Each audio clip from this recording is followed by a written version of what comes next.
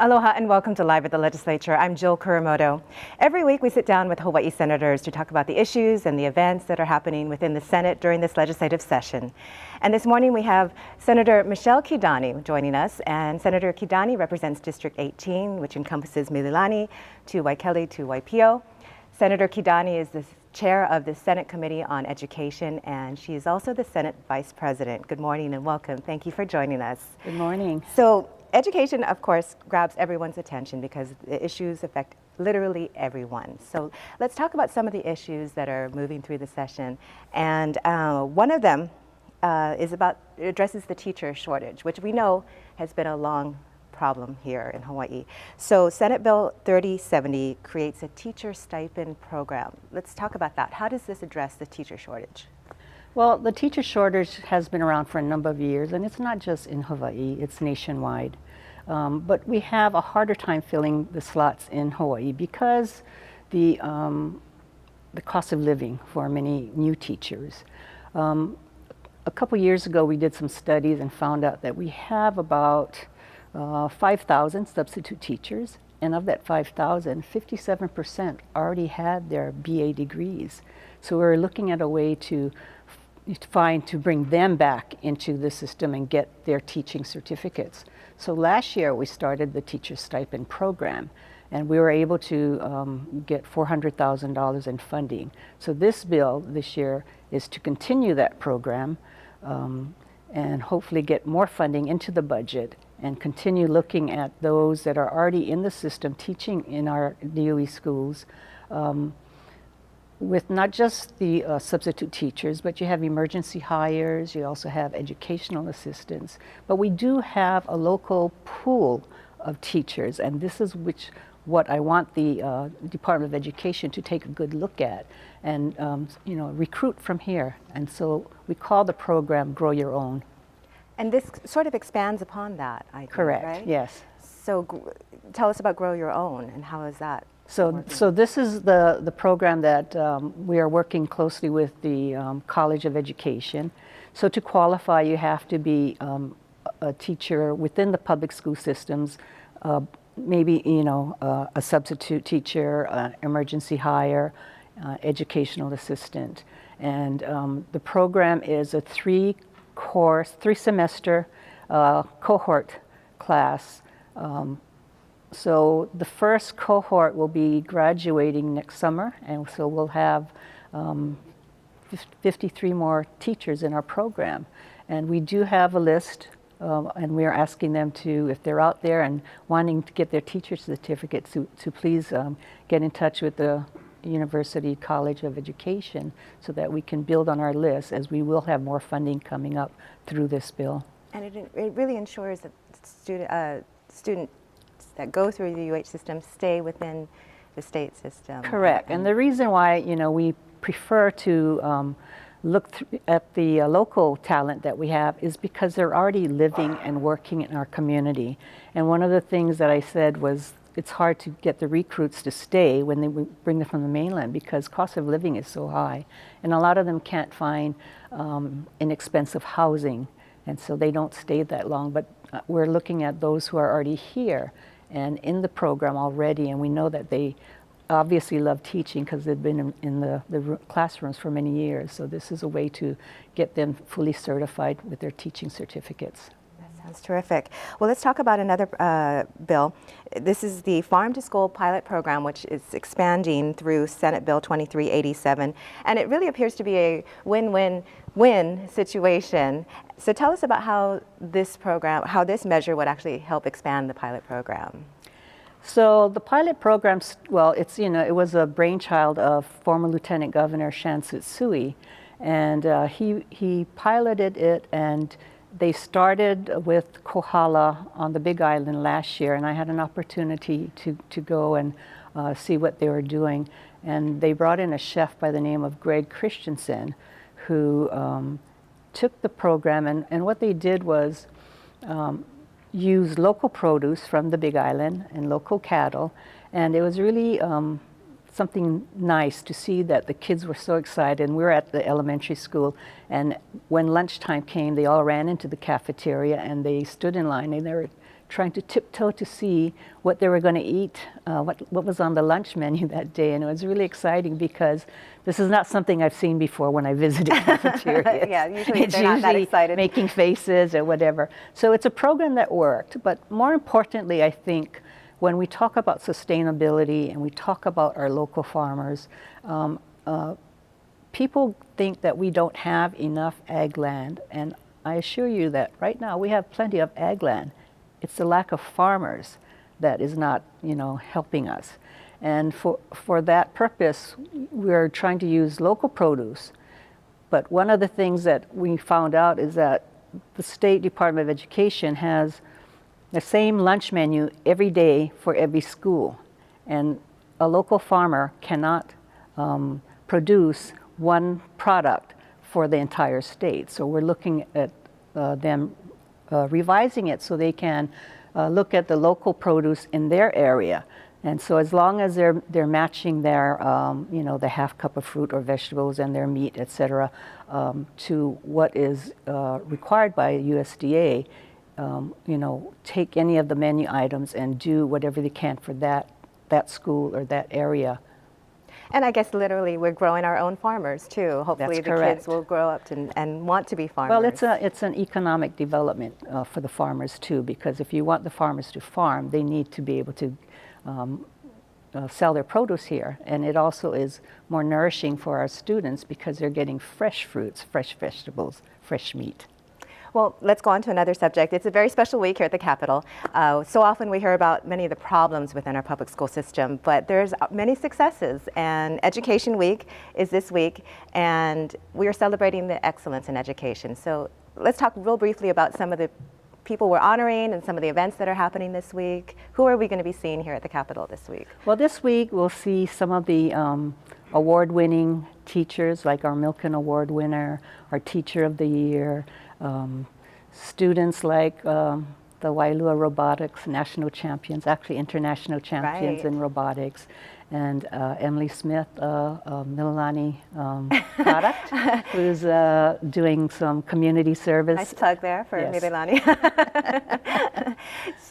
So the award winners range from there's a few private schools as well. Private schools also. We're celebrating education statewide. Yes, everything education, charter schools, etc. And there's a number of events that are happening, and it's all open to the public. It is. So come down and help us celebrate our teachers, our students. Terrific. Thank you so much, Senator, for Thanks being for with having us. me. And you can stay up to date with all the events and issues of the legislature on the Capitol website, capitol.hawaii.gov. I almost forgot what that was. We'll see you next week.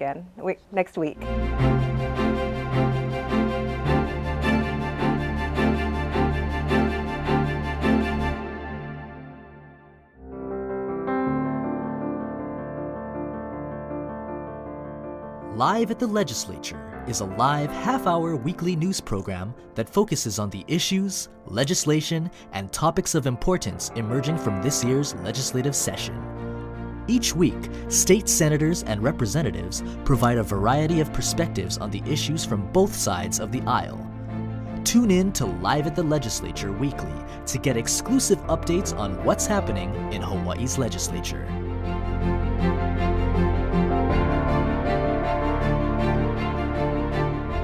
Do you know your legislators? Visit capitol.hawaii.gov and enter your street name to find detailed information about your representatives and senators. From your district number to the committees and current bills your legislators have introduced, this is an easy way to stay up to date with what is happening in your community. If you're looking for detailed information concerning Hawaii State Senate and House hearings, please visit olelo.org/gov-archives. Videos are arranged by date, with the most recent at the top of the list. Are you looking for an easy way to get involved in the legislative process? Stop by the Public Access Room located in Room 401 at the Hawaii State Capitol. The Public Access Room provides citizens of Hawaii's facilities, services, and equipment to enhance their ability to participate in the legislative process. The public is welcome to track and affect legislation pending before the Hawaii State Legislature.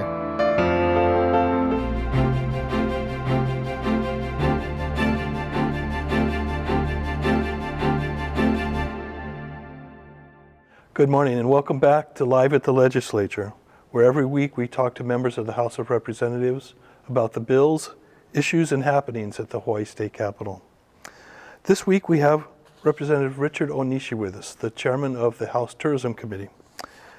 Representative Onishi represents House District 3, which stretches from South Hilo to Punalu'u. Representative, good morning. Good morning. I'm happy to be here. Oh, good. Let's talk about tourism. That's your chairmanship, and it's, of course, the engine that runs Hawaii, many people say. Exactly. What are some of the things you're interested in this session? What are some of the bills, such as the HTA audit, or let's talk about what you're doing right now. Okay, well, the HTA audit is an audit that was required every 5 years. In this case, it was done a little bit early because last session we had a bill that was requesting that the audit be done right away because of some concerns and issues. So the audit covers normally a 5-year span. Mm-hmm. So in this case, it covered a little bit over 4 years from July 2013 to the present. What a lot of people don't understand is that the audit was critical on a number of parts regarding HTA's administration and some of their programs. But that period of time, we had 2 different administrations. Mm-hmm. And the beginning half of that audit was part of the administration that was previous, who in 2013 got a very, very bad audit in regards to how it was managing HTA and the funds. So since the middle of 2015, we've had a new administration. In that new administration, so I've been involved in as tourism chair since 2016. Okay. And so I've been participating actively with HTA and the tourism industry so that I can fully understand what they're doing and some of the issues that they are encountering.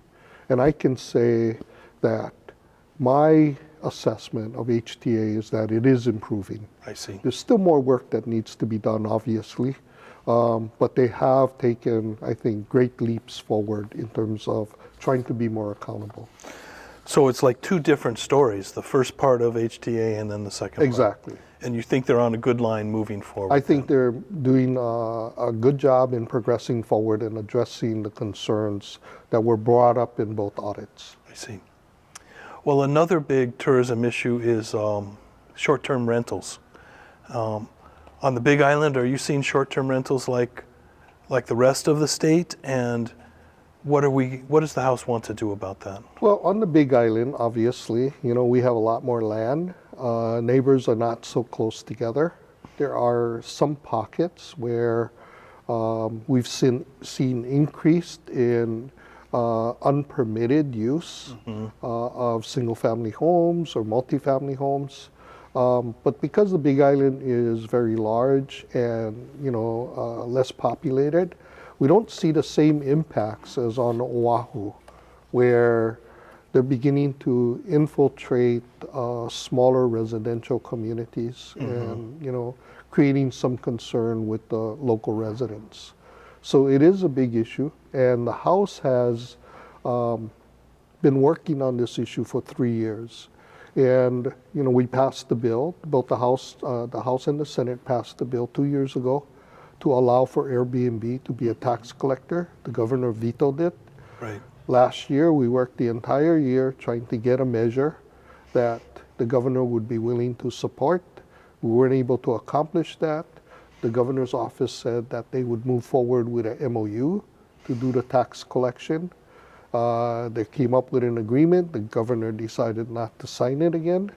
So now we're in this situation. So the House has taken the direction that we are going to do the enforcement of our laws, both tax collection and business registration requirement, that whether you're legal or illegal, you should be following. So I the see. House has introduced funding to increase the enforcement by the Department of Taxation, to Okay. put more investigators out there specifically to address the TAT collections and the associated excise tax. We are also looking at the definition of transit accommodations to include both accessory dwellings, single-family units, and multifamily units, which is not in the current definition.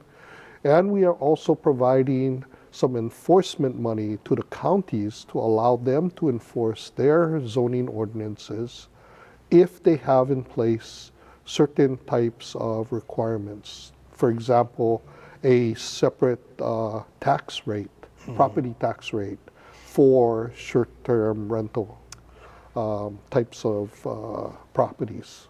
So we kind of have to know who the players are, who all the short-term rentals are, and then we can get a handle on. Exactly. But this Taxes is and a enforcement. very complex issue because the enforcement of land use is a county responsibility, not the state. I see. We're the state, obviously. Right. Yeah. Well, can we talk a little bit about some Big Island issues?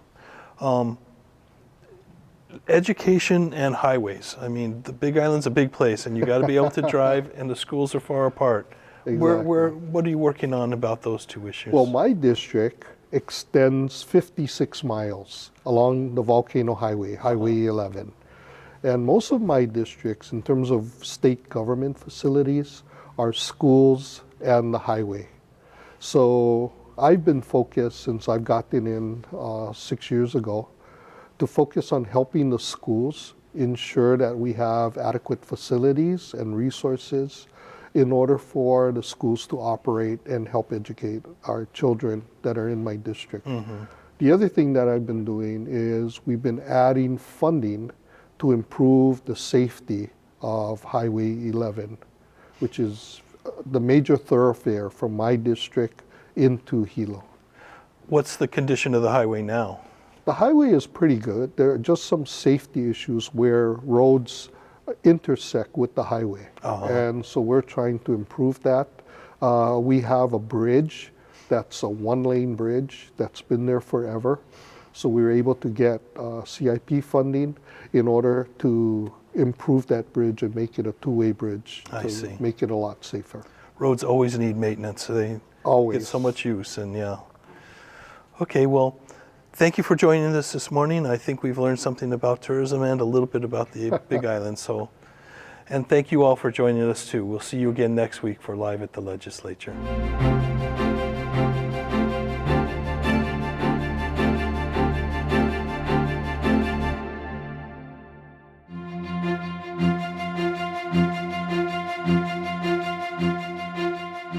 Live at the Legislature is a live half-hour weekly news program that focuses on the issues, legislation, and topics of importance emerging from this year's legislative session.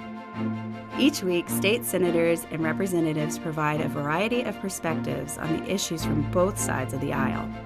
Tune in to Live at the Legislature Weekly to get exclusive updates on what's happening in Hawaii's legislature.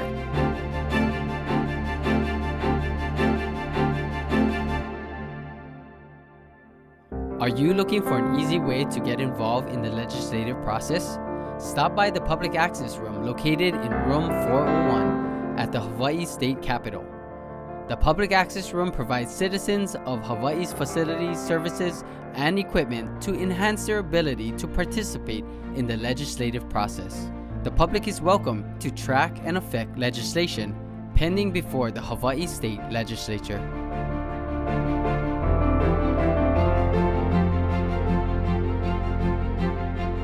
Do you know your legislators?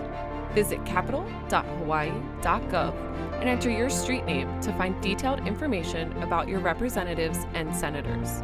From your district number to the committees and current bills your legislators have introduced, this is an easy way to stay up to date with what is happening in your community. If you're looking for detailed information concerning Hawaii State Senate and House hearings, please visit olelo.org/gov-archives. Videos are arranged by date, with the most recent at the top of the list.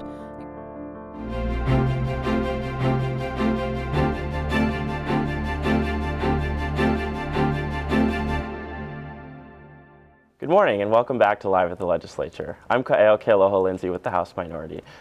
Our guest today is Representative Lauren Matsumoto, who serves as the House Minority Whip and represents District 45, which spans from Mililani, Kunia, Schofield, Wheeler, Wailua, and Mokuleia. Good morning, Representative. Good morning. Thank you for having me. So there are a lot of hot topics in the legislature this year, but today I wanted to discuss the issue of opioid dependency. And so last year the governor had launched the Opioid Action Initiative, which would partner public and private stakeholders to tackle substance misuse issues here in Hawaii. So can you tell us a little bit more of what's going on nationally and how we're doing here locally? Yeah, sure. I mean, the opioid epidemic has been sweeping the country for the last several years, and I have had the wonderful opportunity to be elected to the National Board of Women in Government, which is a nonprofit, nonpartisan organization of women state legislators across the country. And for the last 3 years, one of our main initiatives has been really looking at this opioid issue. With the East Coast is where it started, and it's been really going through the country. And so last year, we did a press release nationally with many different legislatures, their women's caucuses, releasing their mental health and substance abuse package. And that included several opioid bills, and it's an extremely important issue. Every single day in our country, approximately 115 people die of opioid overdose. And so it's a problem that needs to be addressed both at the national level as well as within our individual states. And can you tell us a little bit more about the legislation that's being heard this session? Sure. Really wanted to focus on prescriber education and not necessarily always putting mandates in place. And so this year still have a bill that is moving through the legislature that my office introduced. And the point of that bill is so that prescribers, through the electronic prescribing accountability system, are able to see how much they're prescribing compared to their peers. I know so often our doctors are in their own practice and they're just going day to day trying to meet the needs of their patients, and they might not be aware of how many opioids that they're prescribing. And so once they go over the mean, they'll be alerted as to that they have gone over and they're prescribing a lot of opioids. And so it helps to give them other opportunities and advice on how to give different pain management options to their patients other than just opioids. So one of the problems is that often overprescription. So if people get, drugs but they don't use all of it, what do they do? So in those cases, if people don't use all of their drugs, where do they go? Yeah, so this is a huge problem. Since 1999, the prescriptions that have gone out of opioids have more than quadrupled. And so there's a lot of the pills that are going out. And so people don't know what to do with them if they haven't used them all, if they never had to use them. And so there's a bill from the Women's Legislative Caucus this year that is requiring pharmacies to be able to take pills back, because currently the DEA only has 2 times per year that they have prescription take-backs. That's not enough, right? So prescriptions are going out all the time, and it's a big problem because sweeping the country, I don't know if you've heard of pill popping parties. And so a lot of teenagers will grab whatever they can find out of the medicine cabinet, put it into a bowl, and they'll grab a handful and see what happens. Huge problem, right? So if there's extra prescriptions in the medicine cabinet, you're just aiding these types of activities. And the other thing is, for our elderly, they are often getting different prescriptions. They have another condition, and then their doctors will change their prescriptions. And so they have a huge medicine cabinet full of different pill bottles. And I mean, I even remember just last year, I was helping my grandpa clean out his medicine cabinet. And there was one pill bottle from 1986, and I had to look at him and go, "Grandpa, that was a year before I was born. This is obviously not good anymore." And I think the pills were supposed to be white, they were brown. And so I think that's a huge problem also. We have our elderly that have all these pills, they might be taking the wrong pills, and being able to help them take it back. And so being able to take your pills back to the pharmacy instead of, sometimes people flush them down the toilet, not good for the environment, getting into our water system. And I know that's a huge issue, especially here in Hawaii when we have limited land space and the oceans that are surrounding us. And so being able to take your prescriptions back every day when you have them, rather than just twice a year, is something that we think is really important. So until we fix that problem of only being able to dispose of them twice a year, what do you suggest that folks do in the meantime? Right, so the prescription take-backs are one of the big things. And so in April, the DEA usually has their nationwide prescription take-back. And so they're always put it out into the news. And until then, until we pass a bill like this, unfortunately, that is really one of your only options. There are a few other things you can do, like put it in a sealed bag and put it into the trash can, or mix it with things like kitty litter, but really that's still getting it out into the environment. So the goal to be able to have those prescription take-backs every single day is something that's really important. But until then, doing the DEA take-backs are really the only option that people have. And as you've stated, this is a national issue and it is a national crisis that's going on. So can you tell us a little bit more of what other states have been doing to address this crisis? Yeah, and I think I've mentioned, like I mentioned before, the Women in Government has really been working on different initiatives.